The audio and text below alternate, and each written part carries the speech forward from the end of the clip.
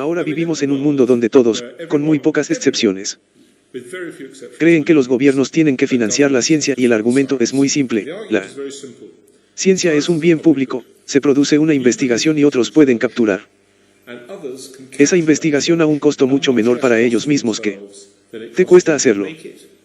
Por lo tanto, al hacer una investigación, en realidad empoderas preferentemente a tus competidores. Si te cuesta 100 libras abusar de la investigación, entonces eres 100 libras pobre por ello. Si tus competidores pueden recoger esta pieza de investigación por solo digamos 100 libras, entonces eres 100 libras pobre por ello. 10 costo de comprar la revista, entonces ellos están tan informados como usted pero tienen 90 de sobra para invertir en la siguiente etapa del desarrollo del producto. Y por lo tanto usted se arruinará y por lo tanto los mercados castigan la teoría económica estándar de investigación que se enseña en todas partes se llama la teoría del crecimiento endógeno clásico post-neoliberal hoy en día, porque Paul Romo, amigo tuyo, ha puesto esto en términos de economía neoliberal neoclásica, pero simplemente dice, como lo describí, que los mercados no suministran bienes públicos. Bien, te diré lo que haré en lugar de entrar en esa discusión, olvidar lo que dije. Olvídate de lo que dije, hablemos de los asuntos sustanciales. Estoy muy feliz de haber terminado. No. Es genial. Tuvimos una gran conversación en la cena. Olvídalo. No debería haber dicho eso. Solo te doy el argumento directo. Bienes públicos. Es más barato que universalmente aceptado. Yo no sé. No conozco a nadie en el mundo entero que esté de acuerdo conmigo cuando digo que no es verdad. Aunque desafortunadamente el problema con la teoría es que cada hecho empírico la refuta, es solo que la gente ignore el hecho empírico y simplemente asuma que la teoría debe ser verdadera de alguna manera, así que echemos un vistazo a algunos hechos. Estados Unidos es un ejemplo muy interesante de esto. Los estadounidenses, tradicionalmente e históricamente, simplemente no creían que los gobiernos financiarían la ciencia, no sabían qué era, se suponía que era un bien público en su ignorancia hasta 1940, y cada vez que alguien intentó financiarlo, simplemente descubrieron que el gobierno no lo financiaría. Por ejemplo, todos han oído hablar de la institución Smithsonian en Estados Unidos. La institución Smithsonian fue creada por Mel Smithson, quien es el hijo ilegítimo de los Depan. Él era inglés y estaba tan amargado por la forma en que lo trataron aquí en Inglaterra que en la década de 1840 dejó todo su dinero a los estados para construir una institución que llevaría su nombre y que sobreviviría a la memoria de los Pérez. De lo contrario, lo habría sido Cruz con su padre ilegítimo, por así decirlo, y se dedicaría a la investigación científica y a su memoria y perpetuidad. El problema con esto es que el gobierno estadounidense no creía en la financiación de la ciencia, incluso si el dinero lo daban otras personas y el dinero era enviado a un banco en Arkansas, donde permaneció durante unos 13 años, y después de 13 años, poco a poco el gobierno estadounidense se dio cuenta de que el dinero estaba siendo robado por políticos locales en Arkansas, por lo que recuperaron el dinero restante y crearon el Smithsonian, pero así es como los estadounidenses debían financiar la ciencia. Y lo interesante es que el gobierno estadounidense financió la ciencia en 1940, con la Segunda Guerra Mundial, y esto continuó, por supuesto, durante la Guerra Fría, y ahora el gobierno estadounidense es uno de los mayores financiadores de la ciencia en el mundo.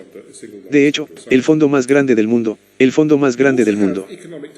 También tenemos datos económicos que se remontan a la década de 1820 hasta la actualidad, y los datos económicos son muy claros. El PIB per cápita estadounidense ha crecido un 2% anual, año tras año, de manera constante durante periodos de 10 años desde 1820, ahora hemos tenido casi 200 años del crecimiento económico en Estados Unidos. Lineal. Y lo que pasó después de 1940, cuando el gobierno estadounidense comenzó a financiar la ciencia, nada, tasas subyacentes de crecimiento económico, tasas subyacentes. Productividad total de los factores completamente sin cambios. Es exactamente la misma historia en Gran Bretaña. Tuvimos una revolución industrial, creamos la economía rica más grande del mundo. No hubo financiación gubernamental en este país de ninguna importancia. Solo algún centavo aquí y allá hasta 1913, cuando se creó el Consejo de Investigación Médica y, por supuesto, la gran fuerza detrás del Consejo de Investigación Médica fue el miedo actual que la gente tenía sobre la eugenesia.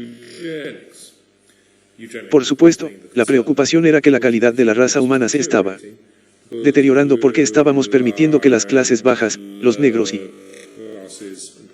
otros indeseables se reprodujeran y, por lo tanto, teníamos que hacer lo que HDW y Werner Shaw nos dijeron que teníamos que hacer, que era encontrar sin dolor formas de matar a estas personas, ideas que fueron retomadas, como todos sabemos, por Adolf Hitler, pero no fueron una razón realmente importante para financiar la ciencia en este país, el Consejo de Investigación Médica. Y desde entonces hemos tenido una enorme cantidad de financiación gubernamental para la ciencia en este país y las tasas subyacentes de productividad total de los factores y el crecimiento económico no tienen impacto. Lo más fascinante de todo es que en 2003 la OCDE publicó un análisis multivariable longitudinal complejo que se puede obtener en la web y se llama las fuentes del crecimiento económico en los países de la OCDE en 2003 y observan a todos los países de la OCDE durante un periodo de 25 años y analizan todo lo que se les ocurra medir, y luego ven cómo todo esto impactó en los 20 o más países de la OCDE durante ese periodo de tiempo de más de 20 años y qué impacto tuvo la OCDE. Todo esto se informó, por cierto, en este muy buen libro llamado Conjuntos y Beneficios. Lo que informaron fue que había una correlación entre la cantidad de dinero que un país gastaba en investigación y desarrollo, que es algo más amplio que la ciencia. Es algo así como lo que ocurre en las universidades en materia de I+D. Es lo más importante que sucede en las empresas y las universidades y hubo una correlación directa entre la cantidad de dinero que un país gastó en I+D y las tasas posteriores de crecimiento económico, pero solo entre la financiación privada de I+D y el crecimiento económico, no hubo correlación entre la financiación pública y el crecimiento económico son aún peores, cada vez que un gobierno gastaba una libra por dólar o un euro en I+D, el sector privado de ese país gastaba una 25 libras o dólares o euros menos, por lo que la financiación pública de la primera I+D no solo no tiene efectos positivos, el impacto en el crecimiento económico no es tan grande, sino que al desplazar a la primera I+D privada en realidad daña el crecimiento económico y esa es la OCDE que no sabía cómo explicar sus propios datos, se sintió intensamente avergonzada por sus propios datos y está muy satisfecha con el hecho de que todos hayan tenido la amabilidad de explicarlo. Lo ignoré desde entonces porque era demasiado molesto. 3 personas dijeron esto. Yo fui dice modestamente, el primero en señalar que los datos de la OCDE mostraron que la financiación gubernamental de I+D simplemente intimidó la financiación privada de manera desproporcionada. Hay otro economista que muestra el año que viene que, de hecho, en Washington DC no recuerdo su nombre, pero está aquí.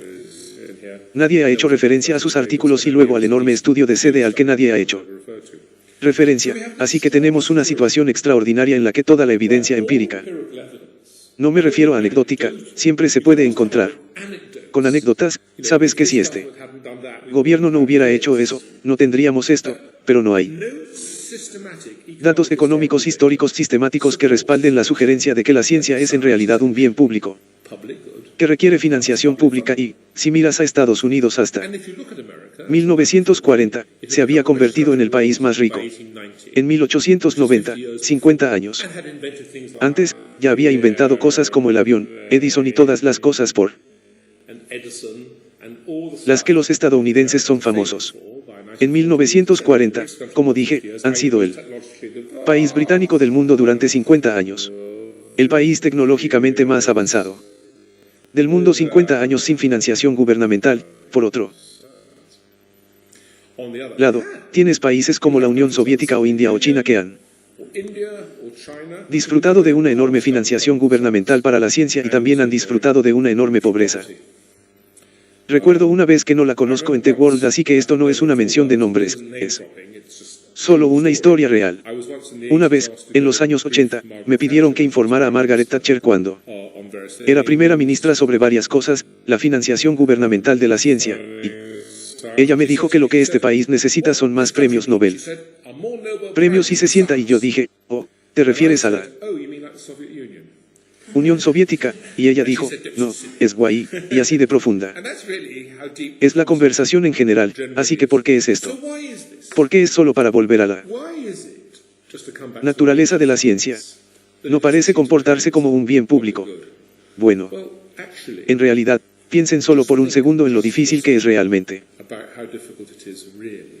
acceder a la ciencia que no es propia. Olvidemos la ciencia contemporánea. Vayamos a la ciencia muy antigua. La ciencia tiene 100 años. En la Edad Oscura, cuando era bastante simple y directo, veamos las teorías de la relatividad de Einstein. Ahora esos artículos tienen 100 años. Quiero decir, estamos hablando de ciencia realmente primitiva. ¿Cuántas personas en esta sala podrían entender esos artículos? Oh, puedes. Pedacitos. Pedacitos, lo siento como si no fuera así, por supuesto que sí. No te preocupes. Sí, está bien, puedes, pero creo que estás de acuerdo en que no está realmente disponible para la mayoría de las personas.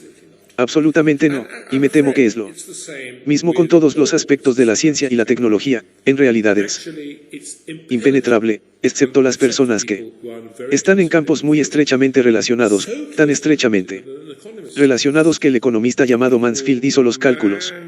Dijo que tomó 100 empresas en los estados de Nueva Inglaterra en los años 80 y observó una gran cantidad de innovaciones que habían pasado de una empresa a otra.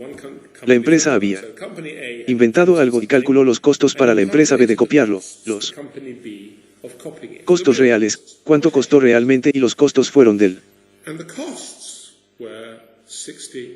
65%, por lo que a las empresas competidoras les costó el 65% copiar una innovación que le costó a la primera empresa hacerlo. Investigación, pero esos son solo los costos marginales directos. Además de eso, la empresa competidora necesita haber invertido los costos de la sal en emplear a los científicos, tecnólogos e investigadores de instalaciones de ingeniería y laboratorios en primer lugar, y además de eso tuvo que equipar a esos científicos con los CONAM presupuestos para que puedan ir a conferencias, presupuestos para que puedan leer revistas y suscribirse a revistas y, de hecho, con sus propios proyectos de investigación, porque si no estás haciendo investigación en ese campo, simplemente no puedes requerir la información de otro artículo porque en realidad no estás equipado para leer ese documento, porque gran parte del conocimiento es, por supuesto, conocimiento táctico. Agregue el costo marginal directo, agregue el costo marginal directo de adquirir una innovación de una empresa competidora, que es principalmente el conocimiento TX de simplemente redescubrir con sus propias manos literalmente cómo funcionan los costos hundidos de emplear al científico en primer lugar y los proyectos de investigación que tienen que hacer para poder entender el campo, y el costo de copiar no es sorprendente que valga la pena al 100%, porque esa es la posición de equilibrio que se esperaría en realidad en una economía. Se esperaría que una economía se trate a sí misma de tal manera que el costo de copiar sería el mismo que el costo de la innovación, porque de lo contrario nadie innovaría. Y para usar un argumento circular, las empresas gastan una gran cantidad de dinero en innovación, hasta 3 en realidad. Las economías avanzadas gastan aproximadamente un 20% del PIB en I+D+I. Si el gobierno no gasta nada, el dinero, dice Japón o Suiza, pero no lo hace, entonces el 3% del PIB lo gastan las empresas únicamente en I+D+. Así que sabemos por lo tanto que con esta enorme financiación privada de I+D+C debe lograr un equilibrio entre el costo de copiar y el costo de animismo. Equilibrar, porque de lo contrario no estaría en equilibrio y su economía no se habría estabilizado en esa cifra, por lo que de hecho es un mito completo que la ciencia y la primera I+D estén disponibles públicamente, libremente disponibles. No hay evidencia de que sea así, y toda la evidencia es que es no. Entonces, ¿por qué la gente cree en la historia y la teoría? ¿Por qué? Por muchas Veces que intentes disputarla, te llevan a los tribunales en broma. Bueno, en primer lugar, por supuesto, siempre hay una anécdota, ¿dónde estaríamos sin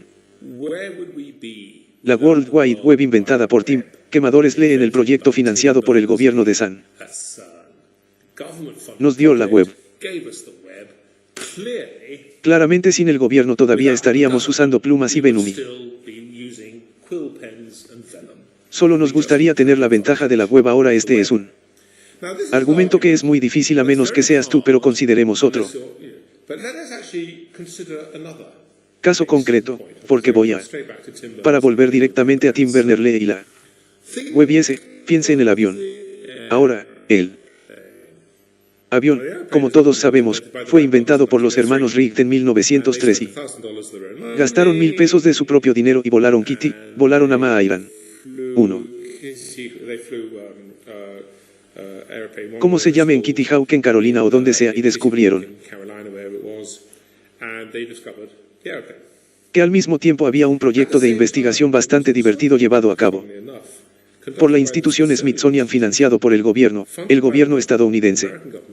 Por lo que luego se invirtió mucho dinero, de $47,000 que luego se incrementó hasta llegar a $63,000 y la razón de esto, por cierto, fue una guerra hispanoamericana. La institución Smithsonian había ido a Washington y dijo, tienes a toda esta gente mala en Cuba y con razón estás tratando de matarla. Supongo que matarían en preparación para la guerra de Irak. Y podrían matarlos de manera mucho más efectiva si bombardearan desde el aire. Entonces, ¿por qué los invadimos con un avión? El Congreso estadounidense pensó que este era un argumento extremadamente ilustrado y le dio el visto bueno a Smith. $67,000 para inventar el avión, ya que resultó que los hermanos correctos lo hicieron primero. Imagínese, si los hermanos correctos no hubieran imaginado que el Smithsonian en realidad había llegado primero.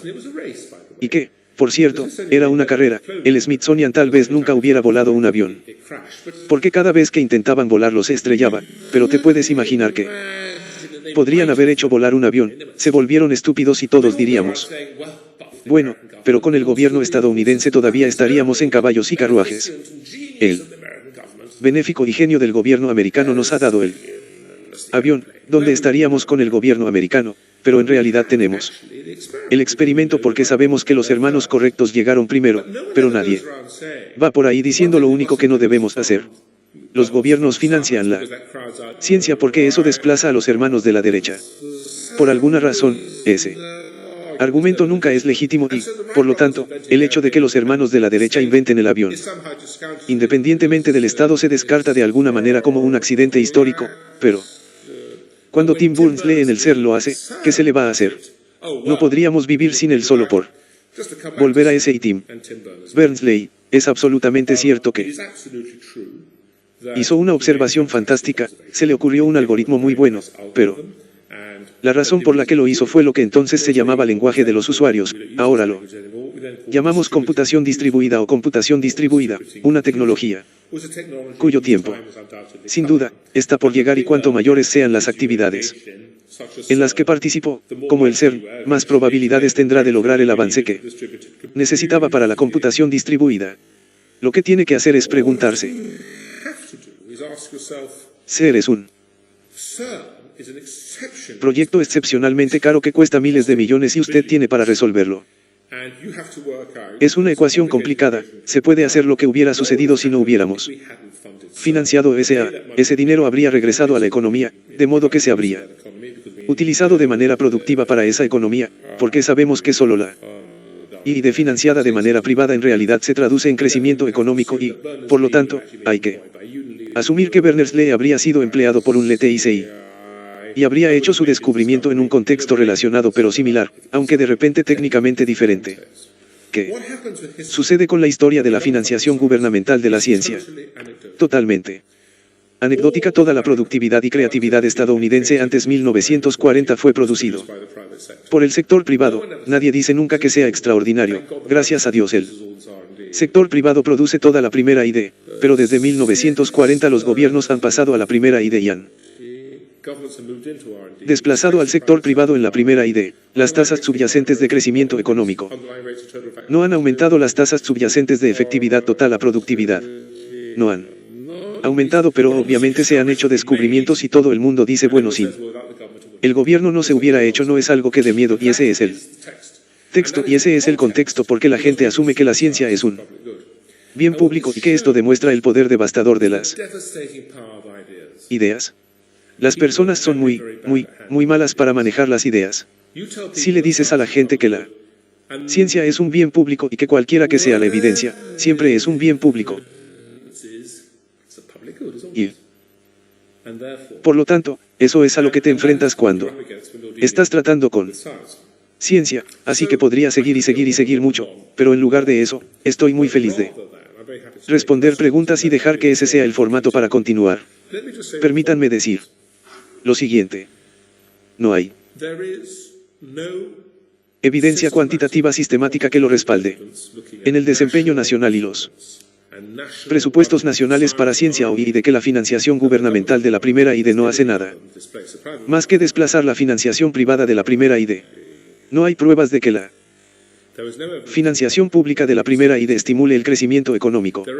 Hay una gran cantidad de pruebas de que bajo el régimen de Laird de Estados Unidos antes de 1940 o el régimen de Laird en Gran Bretaña antes de 1913, cuando creamos toda una revolución industrial. Sin un centavo de financiación gubernamental, el sector privado puede hacer más, puede proporcionar más de lo que necesita en términos de ID, pero la idea es extremadamente generalizada. Nadie lo cree, sin embargo, en el caso de, por ejemplo, ley, todo el mundo sabe que la persona que se representa a sí misma en el tribunal tiene un tonto por abogado. Todo el mundo sabe que solo los tontos se representan a sí mismos en el tribunal. Las leyes son un bien público. No hay nada que te impida ir a la biblioteca de la universidad aquí y leer todo. La ley de Inglaterra informa que es un bien público. Puedes leer estos libros y volverte tan bueno como cualquier otro abogado.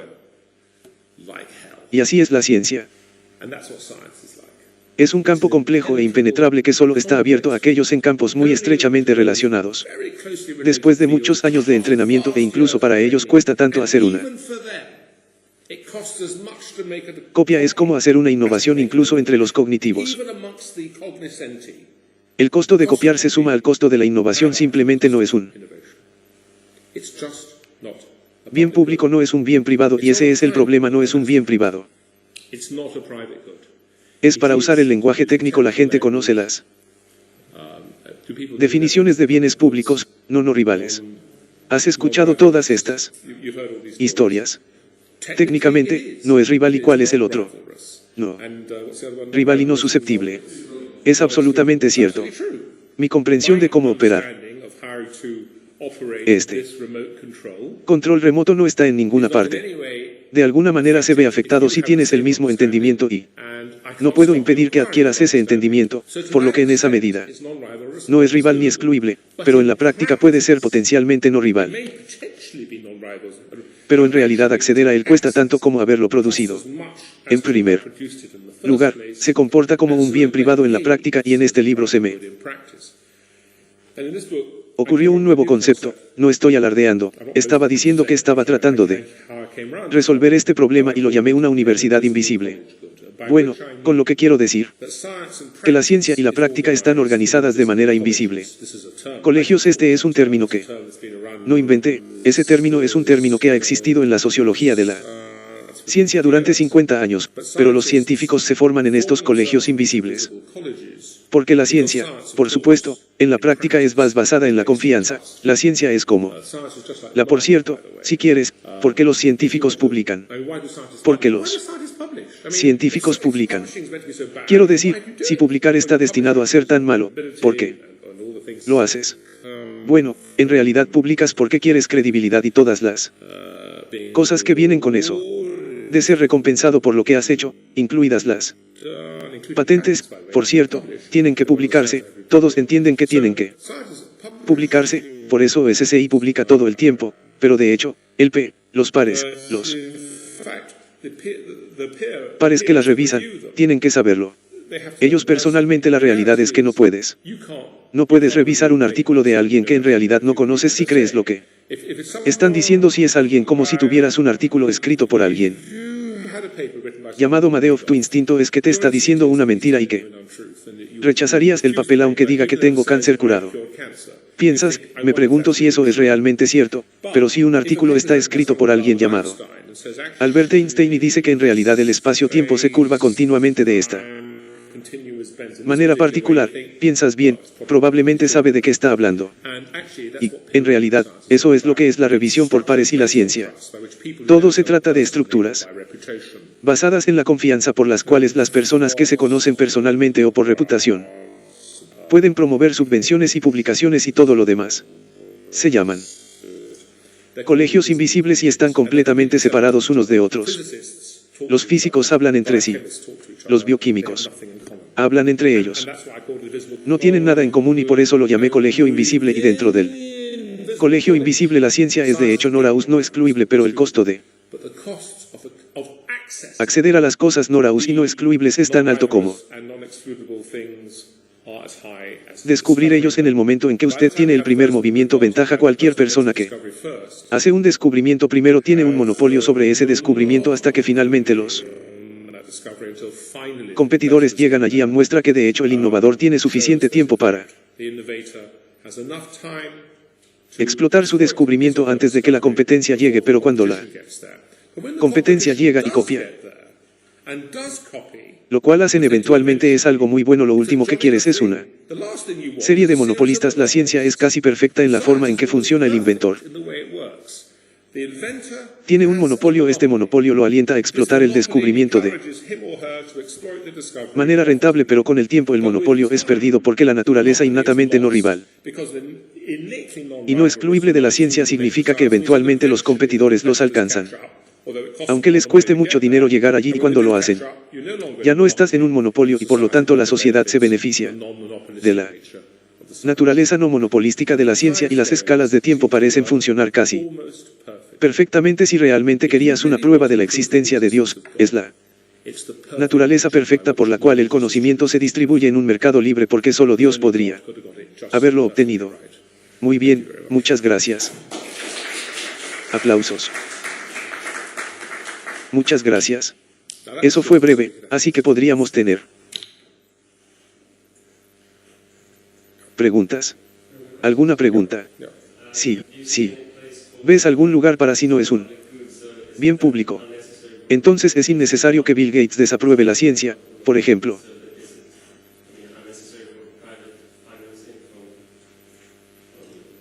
Sí. No tengo problemas con Chardons y Gates, por supuesto, no lo es. Una larga tradición. Lo que es muy interesante es el ascenso y la caída de las organizaciones benéficas privadas en la ciencia. Antes de la Segunda Guerra Mundial, cuando no había gobierno, había enormes organizaciones benéficas privadas. En Estados Unidos estaba la institución Carnegie. En este país, estaba el Wellcome Trust.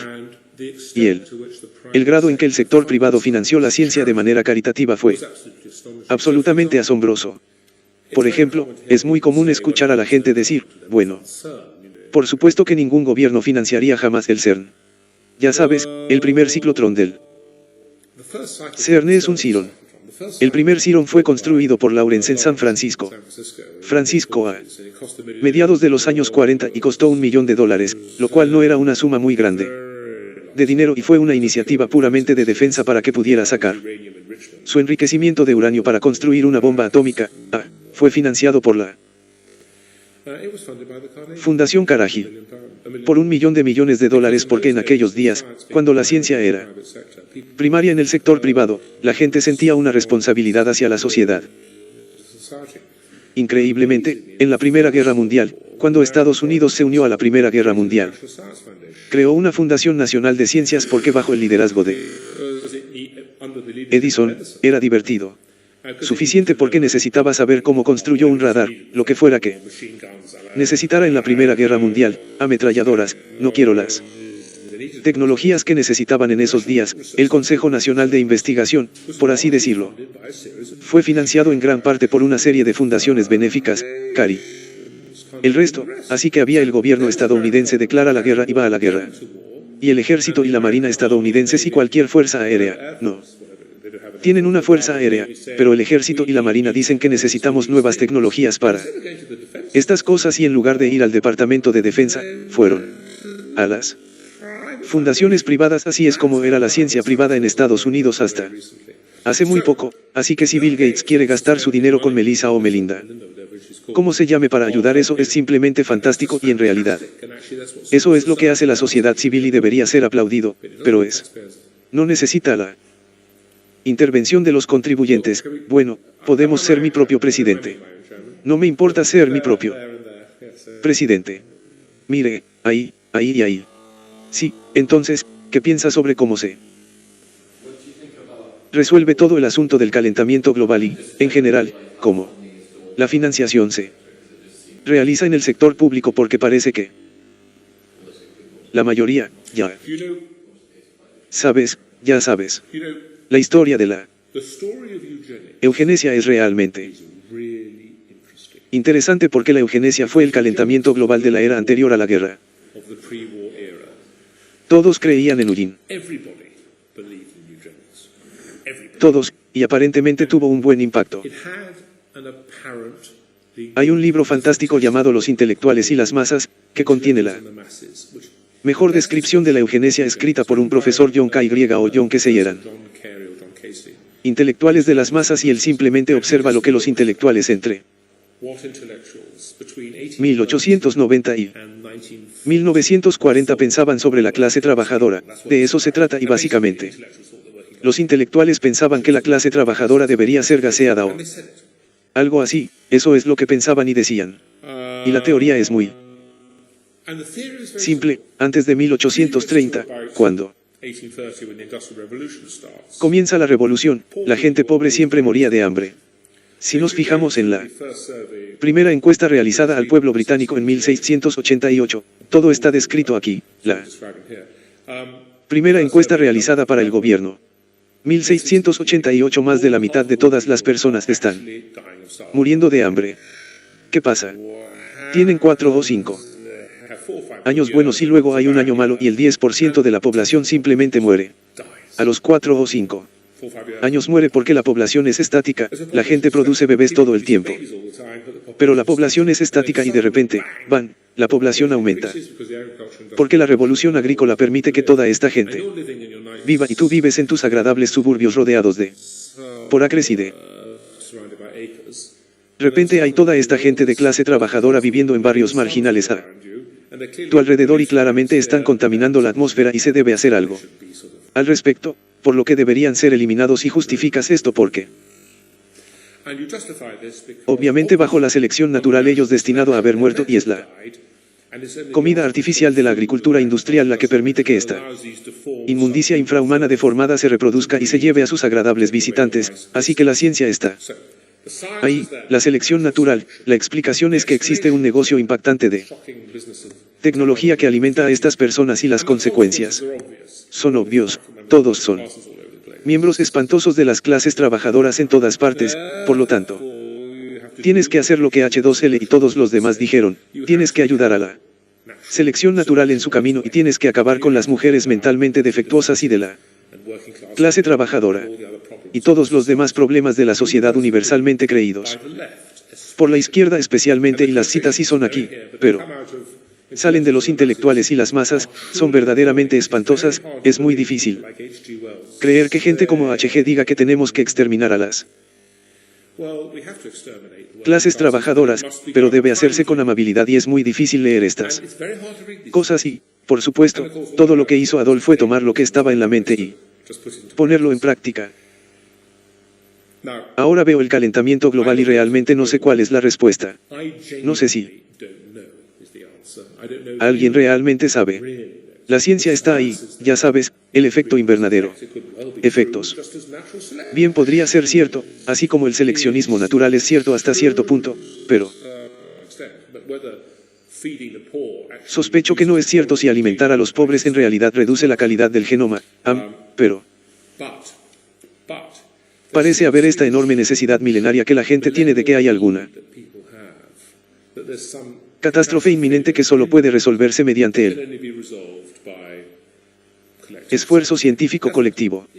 La eugenesia es ahora el calentamiento global. Si lees a los ecologistas escépticos de Bjorn Lomborg y libros similares, muestra bastante claramente que, contrariamente al paradigma, son los países ricos los que tienen menos contaminación. Y los países pobres que más tienen contaminación, pero por supuesto el CO2 sigue siendo el paradigma tradicional porque, por supuesto, los países ricos producen CO2. Lo que sí sé es que nadie sabe realmente, quiero decir, todo el mundo sabe que las temperaturas se han mantenido estacionarias desde el año 2000. Lo que me hace pensar que todo esto es basura es la selectiva. Los datos que se publican son conocidos por todos, pero la capa de hielo del Ártico se está reduciendo. Todos lo sabemos. Porque nos lo dicen a diario. Nadie sabe que la capa de hielo de la Antártida se está expandiendo.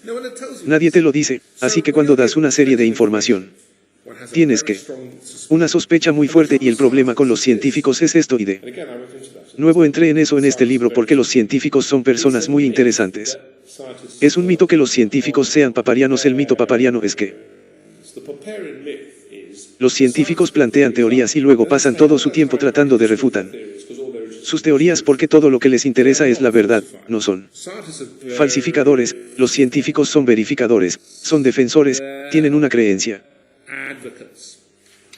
que forman por todo tipo de razones complicadas como, por ejemplo, la creencia de que la Tierra no estaba en el centro del universo pero el Sol es el centro del universo. La historia de Cernus que todos conocemos no surgió porque Cernus tuviera mejores observaciones que Taoi. Surgió porque Cernus sintió que a Dios le gustaban las cosas elegantes y todos estos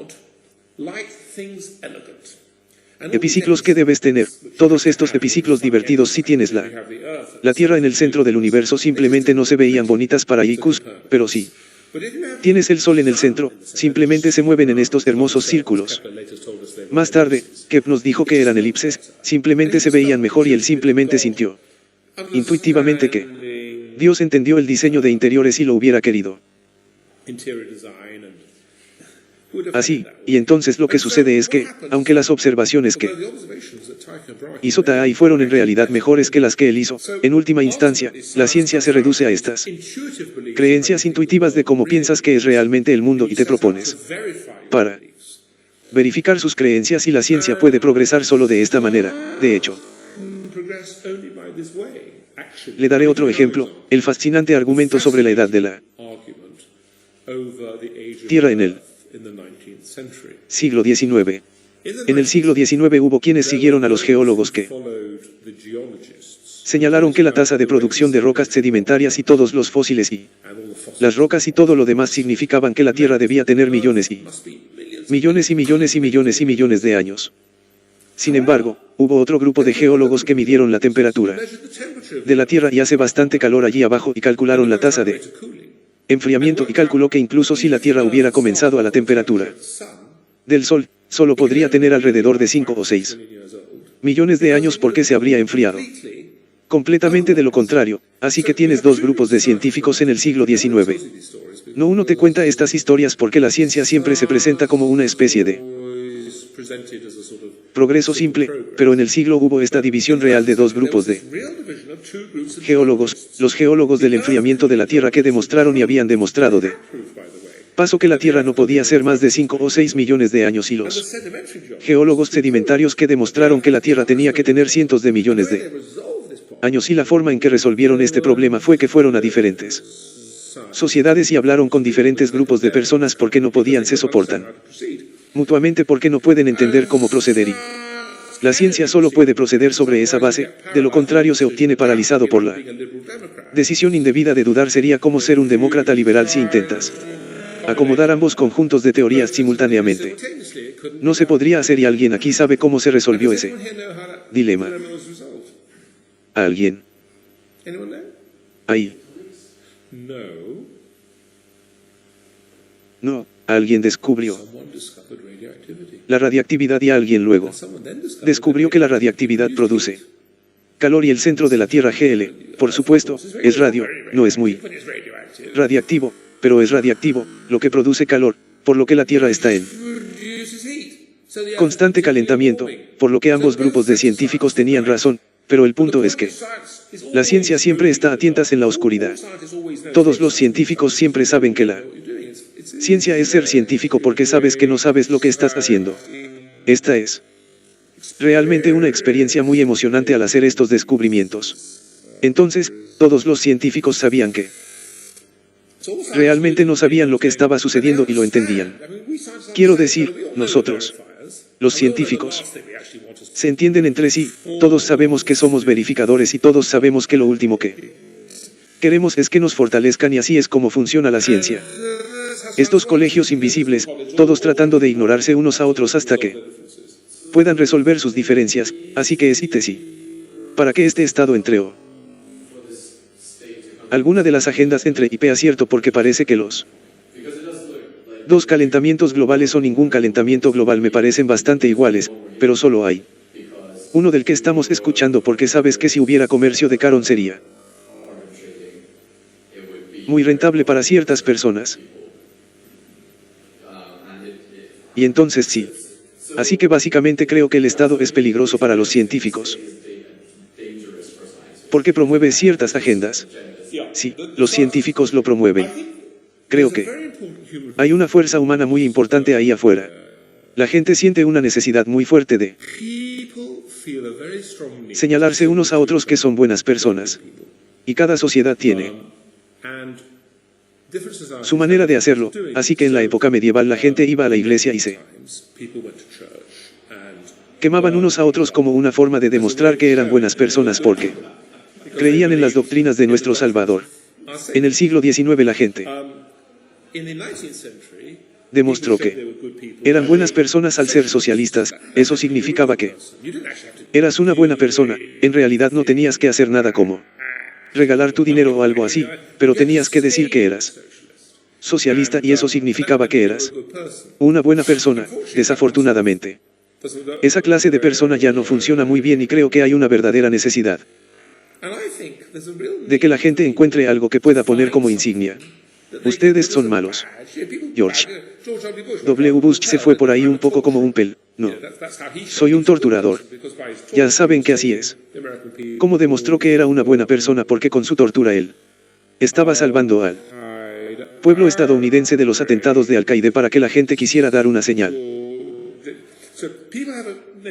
Literalmente, de que son buenas personas y creo que el calentamiento global satisface una necesidad muy importante. Ya sabes, soy una muy buena persona. Preocupado por el mundo y el hecho de que los hechos puedan interferir con su realidad puede ser ignorado por lo que los científicos han entendido esto y todo lo que les interesa a los científicos porque somos personas enormemente egoístas es nuestra propia reputación. No voy a ganar ningún premio. Voy a ser AE de la Sociedad de Derecho, voy a conseguir la cátedra religiosa de física en Christchurch. Bueno, eso se hace publicando el mejor sentido común y, si es así, eso significa que la ciencia del dinero depende mucho del dinero, quiero decir, depende muchísimo del dinero y si hay el dinero en el calentamiento global, Dios mío, en eso es en lo que tienes razón, eres el doctor, así que debería ser muy cínico con los científicos porque en realidad son personas muy cínicas.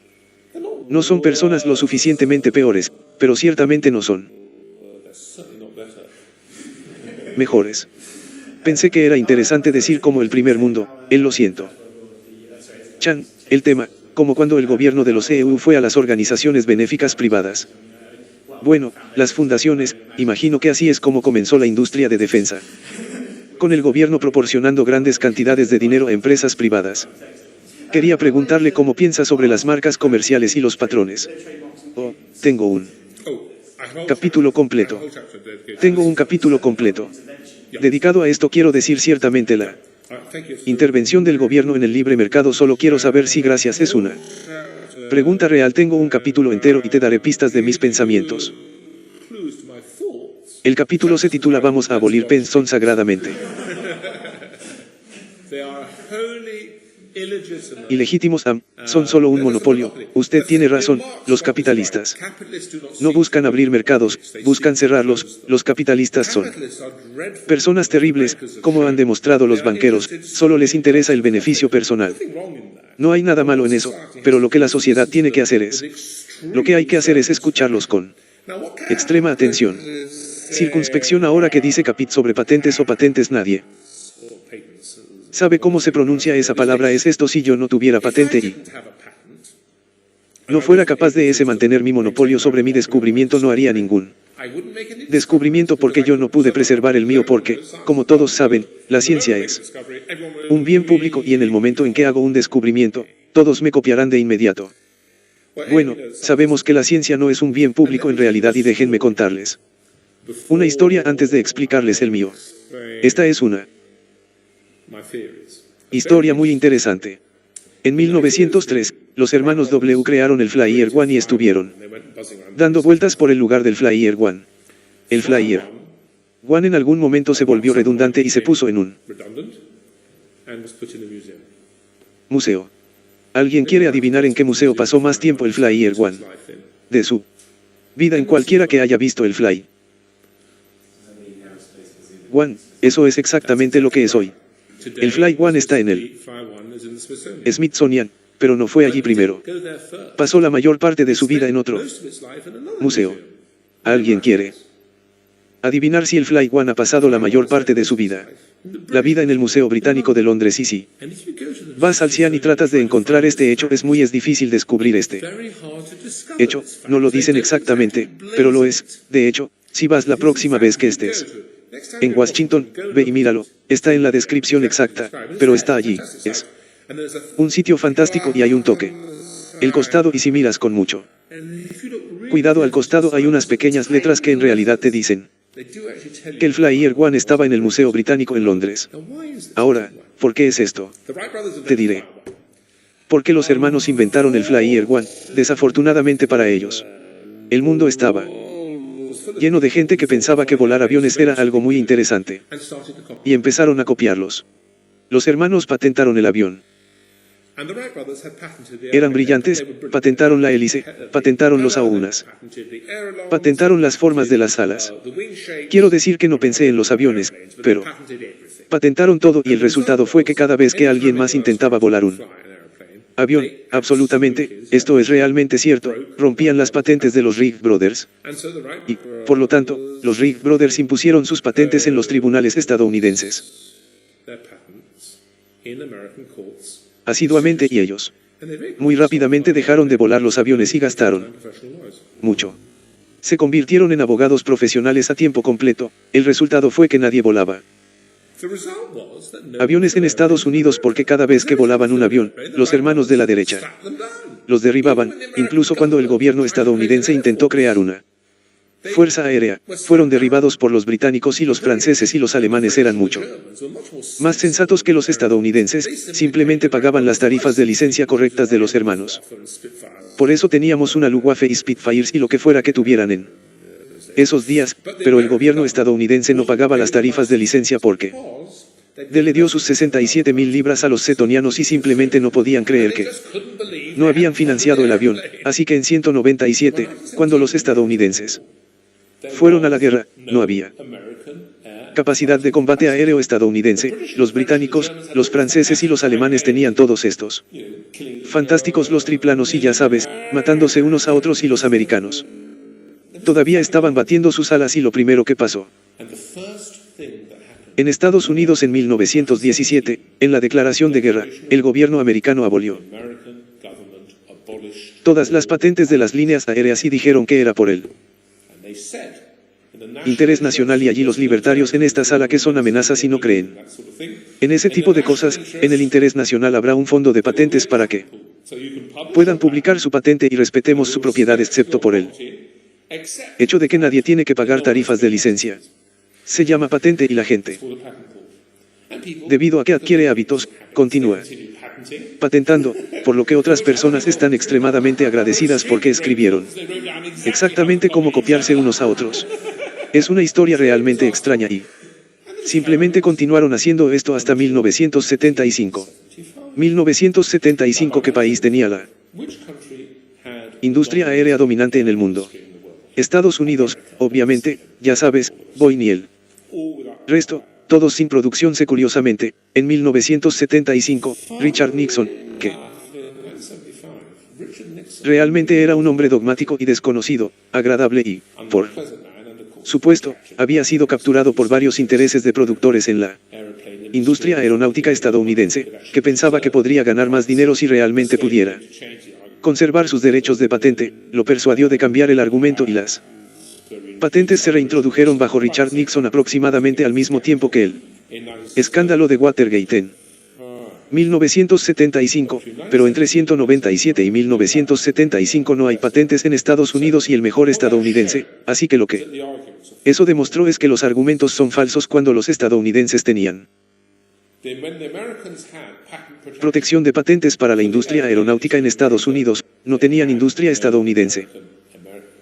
Cuando abolieron la protección de patentes, despegó porque las patentes son una pieza de derecho de propiedad totalmente ilegítima, se basan en la analogía, por supuesto, de los derechos de propiedad material, que por supuesto son la única forma de preservarla. Inversión en ideas de capital físico, sin embargo, no son excluibles sino rivales. En realidad, por lo que en realidad hay un conflicto innato, esto no es reality. No excluible. Dar a un hombre o una mujer derechos de propiedad en él es natural, va con lo siento es rival, y excluible va con la naturaleza innata del objeto. Las ideas no son tan en realidad, las patentes entran en conflicto con eso, pero es en realidad.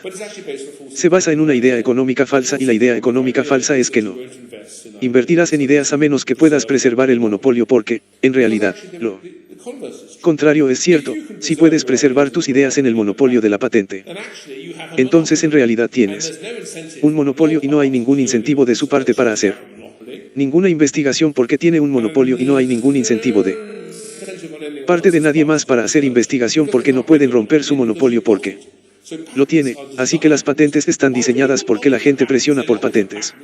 Hacen lobby por patentes porque intentan mantener alejada a la competencia.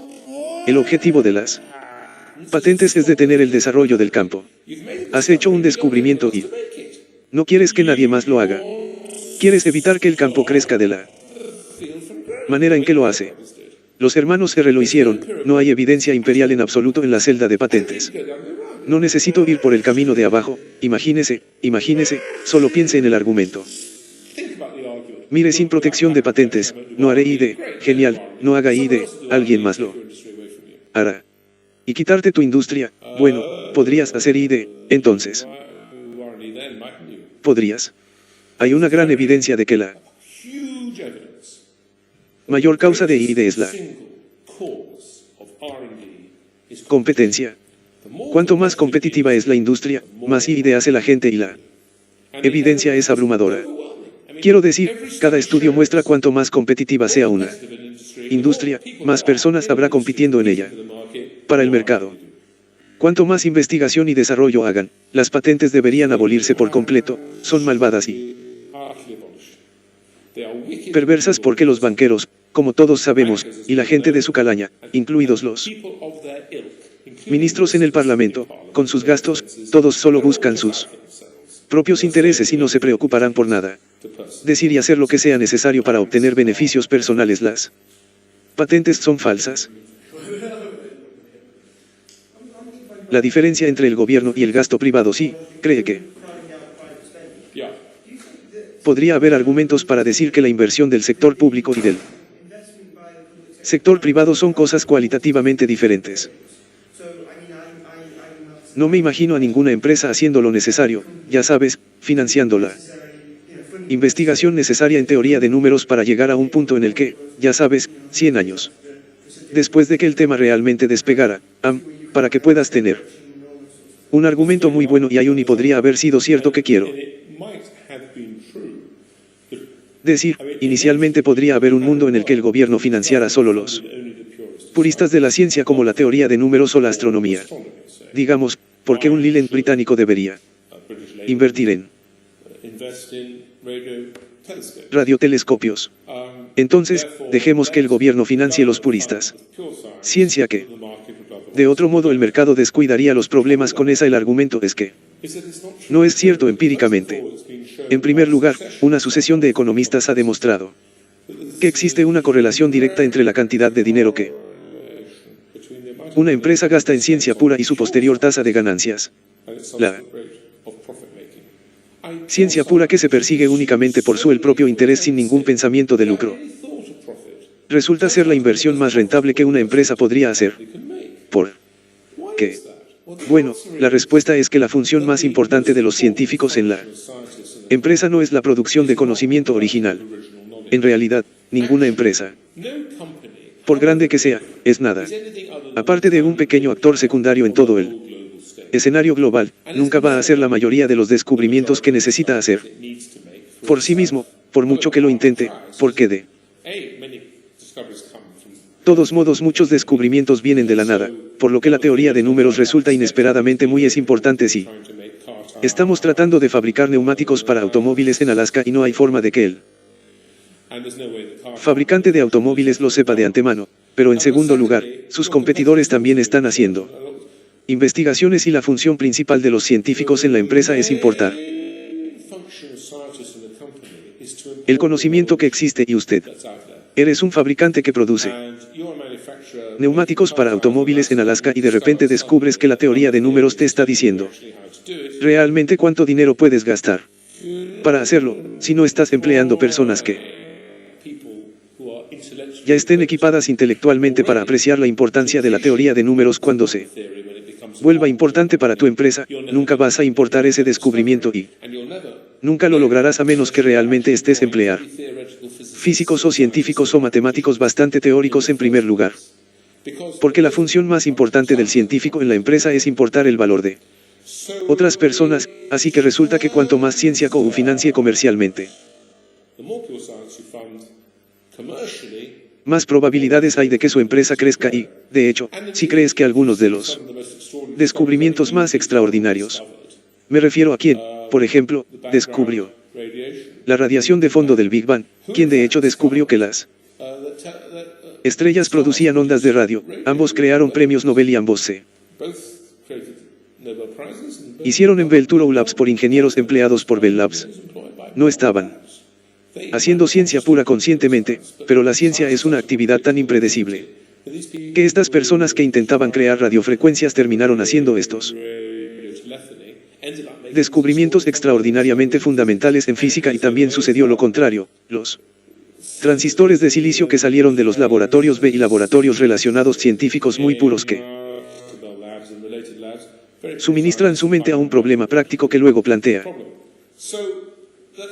otra cuestión, pero seguramente nadie más que el gobierno va a financiar el desarrollo de los radiotelescopios. Bien, los radiotelescopios volvieron a la industria, pero ¿por qué debería continuar la industria?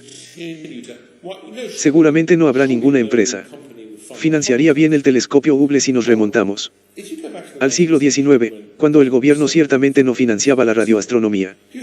Teníamos estos enormes telescopios de 100 a 200 construidos por millonarios, como Bill Gates. Bill Gates es ahora esta enorme fundación de literalmente miles de millones de dólares. Creo que con el dinero de Warren Buffett esa fundación tiene 35.000 millones de dólares o algo así, pero ahora está gastando dinero en medicamentos huérfanos para la malaria porque es un área que está universalmente descuidada, pero si Bill Gates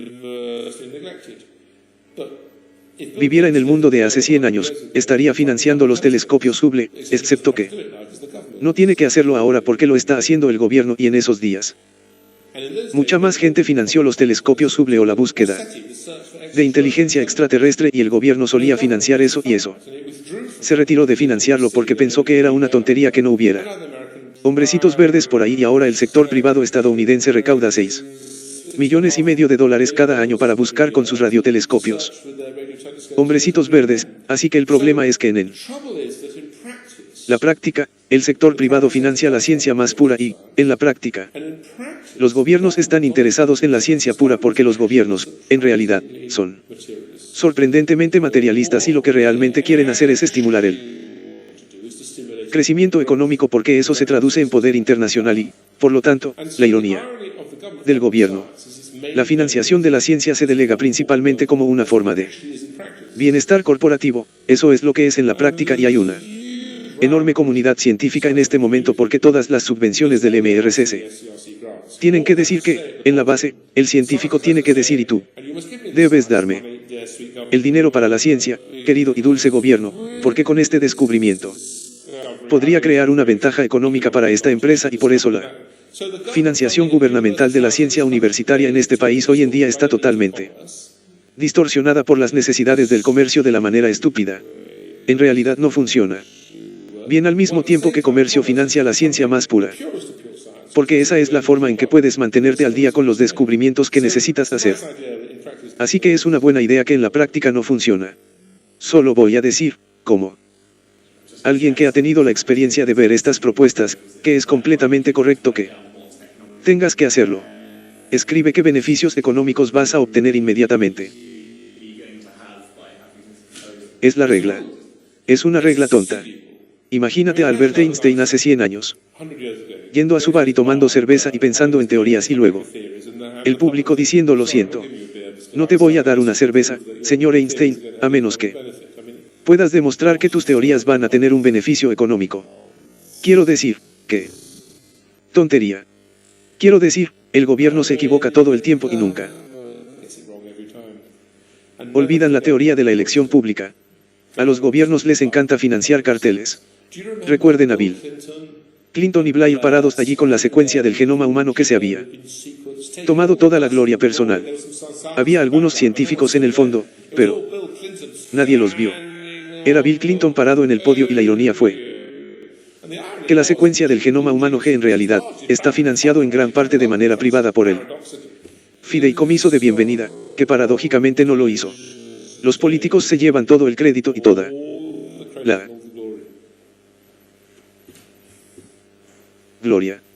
Bueno, si son las 9, tenemos que parar. Yo quería preguntar sobre el impacto de los donantes privados. Quiero hablar. Pregunta, ¿crees que el papel de los donantes privados es menos mercenario en algún sentido? Entonces, sería una reserva privada. Sí, bueno, en realidad, me refiero a una investigación original en contraposición a esta. Importante. Seguro, seguro, seguro, bueno, en parte, en realidad, el comercio. Quiero decir, si nos fijamos, en el siglo XIX y todas las universidades de Gran Bretaña eran independientes. Hasta que la guerra provocó una nacionalización, pero eran independientes en el siglo XIX y todos hacían ciencia perfecta.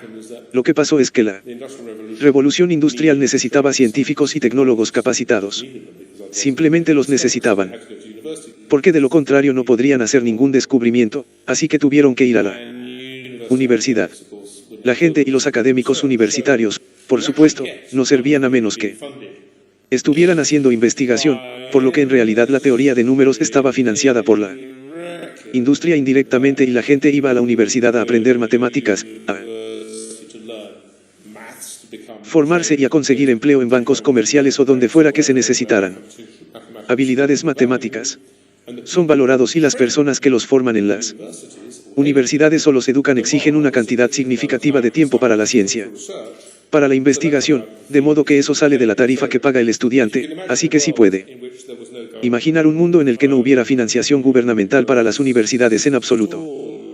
Como en el siglo XIX, sin embargo, los financiadores necesitaban matemáticamente gente capacitada para unirse a los bancos, lo cual hicieron, luego la gente iría a la universidad a estudiar contabilidad o finanzas o matemáticas y los honorarios serían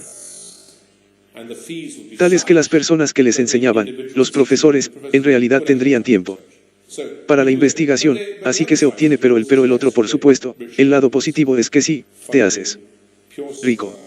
Los dons financian la ciencia pura en gran medida por motivos filantrópicos. Obviamente. Quieren poner su nombre en los telescopios, lo que sea, y funciona en un mercado libre. Obtienes una enorme riqueza asegurada por personas muy ricas. Eso es lo que sucede en los mercados libres. Estas personas tienen necesidades psicológicas de ser reconocidas. Tienen necesidades psicológicas de ser vistas como buenas y en el libre mercado, cuando no hay financiación gubernamental, financian la ciencia y la astronomía. Por ejemplo, tomemos el vuelo espacial de Man. Había un hombre maravilloso llamado Moneygard que usaba y otros dineros. Él fue el hombre que desarrolló el espacio a temprano cohetes. Él fue quien consiguió el giroscopio para que el cohete no se cayera. Él fue el hombre que inventó todo el combustible líquido para que el cohete se moviera hacia el cielo. Todo esto se hizo en Massachusetts Wesley College por M. Gatherdiel. La única razón por la que no creó el primer Sputnik, que fue hecho por los rusos, por supuesto. El primer satélite artificial fue, por desgracia, la guerra estalló y luego lo sacaron de sus puestos espaciales y le pidieron que inventara la bazooka, lo que hizo y así lo inventó. Bazooka que mató a mucha gente. Y estoy seguro de que hizo feliz a mucha gente, pero si no fuera por la bazooka, si no fuera por la guerra, la investigación filantrópica del sector totalmente privado habría tenido el primer satélite artificial y, de hecho, lo primero que hizo la NASA cuando se creó era comprar todos estos paquetes de la señora Goard y ella cobró. Y pagaron $1 millón. Eso es lo que valía su trabajo, Valía para la NASA cuando la NASA finalmente se hizo cargo, así que habríamos tenido nuevos y, por supuesto, una vez que tienes un satélite, luego inmediatamente aparece el sector privado. El sector con fines de lucro, porque la gente quiere radio. Ya sabes, los satélites y las radios, los navegadores por satélite y todo eso, el mercado se apodera de todo en ese ejemplo en particular, así que, de hecho, si no hubiera habido un solo centavo de financiación gubernamental de la NASA para la ciencia, habríamos tenido satélites artificiales en todo el mundo. Pero esa sería la inversión inicial. En ese caso habría venido del sector filantrópico en ese caso, pero a menudo funciona al revés. Fue el sector con fines de lucro el que descubrió los radiotelescopios, la radioastronomía, así que los dos sectores lo refuerzan. No hay evidencia de que el gobierno financia algo que ayude a esto. Solo me pregunto si podría decir algo sobre una universidad privada, independiente. Todas son privadas o primarias. Dígalo bien con gran dificultad en Gran Bretaña. Si alguien alguna vez pregunta te ofrece un trabajo como vicerrector de una universidad independiente, mi consejo es que lo rechaces. Solo hay una y hay una razón por la cual solo hay una y somos muy pequeños, solo tenemos 1000 estudiantes. Quiero decir, somos del tamaño de Christchurch. No tengo estudiantes Christ Church está bien, bueno Christchurch le estamos juntos en Jones y esa es mi universidad, así que somos muy pequeños. Los modelos exitosos de los modelos estadounidenses, la primera league o las universidades de artes liberales, y se basan en donaciones, por supuesto, así es como funcionan, pero tenemos que hacerlo a través de, en gran parte a través de las cuotas estudiantiles y para nosotros es muy difícil porque ¿por qué pagar para venir a Vacum 8.000 al año o lo que sea cuando vienes a OA 3.000 al año? Sabes que estamos enormemente socavados y desplazados. ¿Por qué venir a Bingham entonces? Cuando es mucho más caro. Bueno, curiosamente si nos fijamos en las medidas de salida como la encuesta nacional de estudiantes sobre la satisfacción de los estudiantes, Book Income Stop, cada año superamos a todas las universidades, incluida Oxford, en satisfacción de los estudiantes. Somos Oxford por las proporciones de estudiantes de St. Somos Oxford por el tiempo de contacto con los estudiantes. En realidad somos mejor como institución de enseñanza que Oxford, lo cual no es sorprendente. La Universidad de Arte estadounidense promedio también lo es. Por cierto, no es difícil superar a Oxford como institución de enseñanza. De hecho, si miras el libre mercado en otros lugares, es solo que en este país la gente solía hacer esa comparación, pero el desplazamiento es un fenómeno real. Consideremos el mundo de los automóviles. Imaginemos que viviéramos en un mundo en el que cada hogar recibiera un automóvil gratis del gobierno cada 5 años. Los Impuestos gratuitos suben, por supuesto, para pagar los automóviles gratis. Pero cada 5 años, el automóvil gratis. Levántate en la puerta de tu familia ahora, ¿qué pasaría con él? Sector de fabricantes de automóviles con fines de lucro. Entraría en decadencia. Las fábricas del gobierno están suministrando 3 automóviles, ¿quién va a comprar un segundo o tercer automóvil? Obviamente, algunas personas lo harían, pero el sector privado estaría enormemente reducido. En tamaño aún más interesante, la calidad de los autos colapsaría si estás pagando tu propio dinero por un auto. Tiene que ser un muy buen auto, pero si estás recibiendo un auto gratis del gobierno cada 5 años, pones con él deban porque es gratis y piensas, bueno, gracias a Dios que es gratis. ¿Sabes qué más esperas? Sabes que las cosas están bien, pero al menos es gratis, así que el desplazamiento es un fenómeno muy real que la gente acepta porque es como el MP. Los gastos son como bonos bancarios, autos gratis o carteles gratis o lo que sea que alimente. En un aspecto de la codicia humana no es muy fácil de entender y es lo mismo con las universidades. Bucking es una mejor universidad como si fueras un estudiante. Bucking es una mejor universidad que cualquier otra universidad, no hay duda. Axe. Ser es fantástico, así que tal vez sepas Axe es cierto equivalente en experiencia, pero estamos seguros millas mejor que la universidad promedio. No voy a nombrar ninguna me demandan, pero las otras son gratis y entonces ¿por qué venir a correr bien el %? De nuestros estudiantes vienen del extranjero, que en realidad es genial, crea un ambiente muy global. Pero no todos quieren ir a la universidad, pero el 60% de los estudiantes no son británicos. Eso no es un problema, en realidad más del 60% son británicos porque en realidad el país de origen también significa europeo, así que somos como la gran mayoría de los LC. Muchos de nuestros estudiantes vienen del extranjero, somos una pequeña ciudad rural, no tenemos los diamantes que necesitamos, por lo que administrar Boom es muy difícil, pero hemos estado creciendo con éxito en los últimos años, en realidad, debido a la educación nacional. Y es por eso que estamos teniendo éxito, pero el efecto de desplazamiento es un problema real. Es un fenómeno muy interesante que seamos la única universidad independiente. Estoy seguro de que no hay mercado para otra. Es bastante gracioso. He visto tu ejemplo de Egipto, donde hay coches subvencionados y hay coches. Nunca supe que... Sí, yo inventé esa idea. Sí, bueno, he visto que en realidad es una experiencia horrible. Uno de mis amigos estaba en uno de esos autos y se le cayeron las ruedas. Gracias por eso. Gracias por eso. Me tomó mucho tiempo inventar esa idea.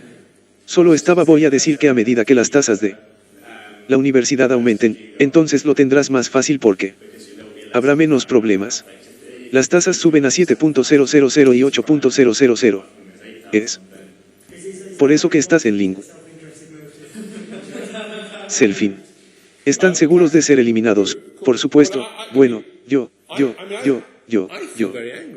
Me siento muy enojado por lo que el gobierno le ha hecho a las universidades.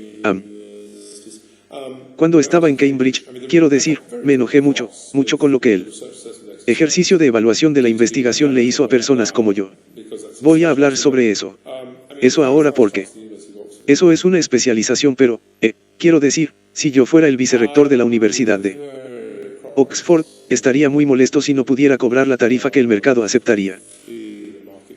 Quiero decir, no me importa que el gobierno le diga al vicerrector de la Universidad de Oxford que Oxford, mira amigo, puedes cobrar la tarifa que el mercado soporte. Siempre y cuando nadie sea excluido y demandado por falta de dinero, eres una universidad de clase media bastante buena. Oxford. Sé que todos piensan que son miembros de la clase trabajadora de la prensa. Y que todas ustedes son hijas de trabajadores de la mente, pero en realidad muchas de ustedes no lo son. De hecho, simplemente se han olvidado de que muchas de ustedes son hijos e hijas de banqueros, y eso es extraño, así que creo que el gobierno tiene un papel muy importante en la actualidad. Las universidades no juegan un papel tan importante antes de 1914, pero el mundo ha avanzado y creo que el gobierno tiene un papel muy importante en las universidades para apoyar lo que los estadounidenses Llamarán admisiones a ciegas y creo que nadie debería hacerlo. Se les negó el lugar en Oxford si están intelectualmente preparados y aprueban los exámenes y todo lo demás, no deberían que te nieguen un lugar por falta de dinero, sería un horror, y mientras vivamos en el mundo en el que vivimos puedo apreciar que el gobierno tiene la responsabilidad de satisfacer esa necesidad, pero eso no significa que no puedas cobrar en Oxford 20.000 al año o lo que sea que cobra Harvard. Porque encontrarás una cantidad asombrosa de personas que pueden pagar eso, y aquellos que no pueden deberían ser apoyados por el gobierno porque les está dando todo este dinero de todos modos, pero por otro lado, aquellos que pueden pagar las tarifas no deberían estar recibiendo lo que reciben actualmente, este enorme subsidio del gobierno, porque no es justo. Porque debería. Porque alguien debería haber estado en y de no en mi caso en Charterhouse, donde mi mamá y mi papá han estado pagando enormes sumas toda mi vida, de repente recibir una educación universitaria gratuita o un subsidio enorme simplemente no es justo que el barrendero pague al abogado, así que lo que sucede en Oxford y Cambridge es una falta de libertad económica impuesta a la universidad, lo que la convierte en las peores experiencias, como la de la década de 1930. Egipto. Ahora, si nos fijamos en las universidades británicas, universidades europeas y universidades americanas muy interesantes en Gran Bretaña, universidades americanas, lo siento. Universidades británicas, europeas y asiáticas, el gobierno gasta alrededor del 1% del PIB en universidades. En Estados Unidos los gobiernos estatales y todos ellos pagan alrededor del 1% del PIB en universidades, es el mismo porcentaje del PIB que proviene del sector público en estos países enormemente diferentes. La diferencia: no hay un efecto de desplazamiento en Estados Unidos y otro 1% del PIB proviene de diversos mecanismos privados, donde en este país es ilegal. Al no se le permite cobrar más de 3.000 al año. Las universidades parisinas no pueden cobrar nada. Ahora se les permite a las universidades alemanas cobrar nada. Cobrar 300 euros o algo así, pero no se les permite, por lo que el efecto de desplazamiento es en realidad legal, y lo que digo es que deberíamos ir al modelo estadounidense en términos amplios y simples, el 1% del PIB del Estado para apoyar a los pobres, que es una función muy importante. En realidad, por favor, no piensen que estoy siendo tonto. Odiaría vivir en un país donde, ya saben, Jude Skill, ese tipo de cosas, donde los pobres hayan pasado por la universidad. Esa no es la edad, así que, por supuesto, el gobierno debería aportar el 1% del PIB para las universidades, pero se debe permitir que el mercado crezca, además que para que puedas obtener el otro 1% del sector privado, con el resultado de que las universidades serán lugares mucho mejores para volver.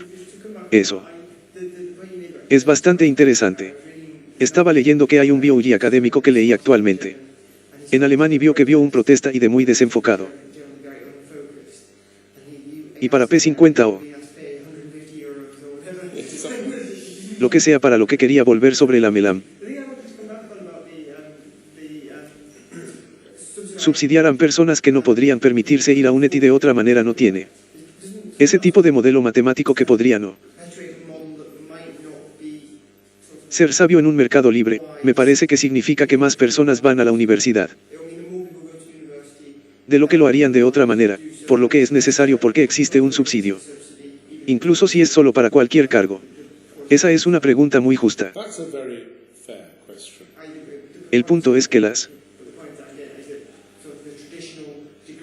estructuras de títulos tradicionales no es necesariamente la mejor, pero cualquier financiación gubernamental tiene que tener en cuenta esos efectos. No tengo ninguna duda de que los beneficios económicos de las universidades son actualmente enormemente exagerados.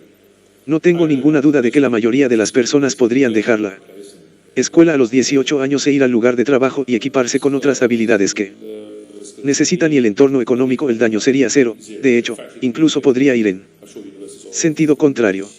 Estoy seguro de que las universidades a menudo enseñan ideas económicamente perjudiciales, como que no tienes que levantarte hasta el mediodía y que solo necesitas hacer 2 ensayos a la semana. Te están desalojando. Sé que el problema son las universidades, por lo que no tengo ninguna duda de que, en un equilibrio, el número de personas que van a la universidad podría salir adelante con muchas pocas personas y el daño sería trivial y las universidades podrían revertir la situación. Hacer en gran medida lo que solían ser, que son escuelas de formación profesional para sacerdotes en el caso de Axe y Cambridge. Médicos en el caso de las escuelas de medicina de Londres en el de la corte podrían hacer leyes y todo el resto. El problema con lo que dijiste es que las universidades tienen una función no económica, que es la función social, que se considera un privilegio y es un privilegio enorme y confiere enormes beneficios a los individuos. No hay duda de que alguien que ha ido a Oxford hará un grupo de amigos que ayudarán a sostener a esa persona si decide convertirse en funcionario público o trabajar para usted y allí. Son todas estas redes las que tienen consecuencias y beneficios inesperados que ayudan a los individuos. Entonces, todo se reduce. Así quieres vivir en una sociedad donde no haya riesgos y donde los filántropos podrían haber sido eliminados debido a las guerras publicadas.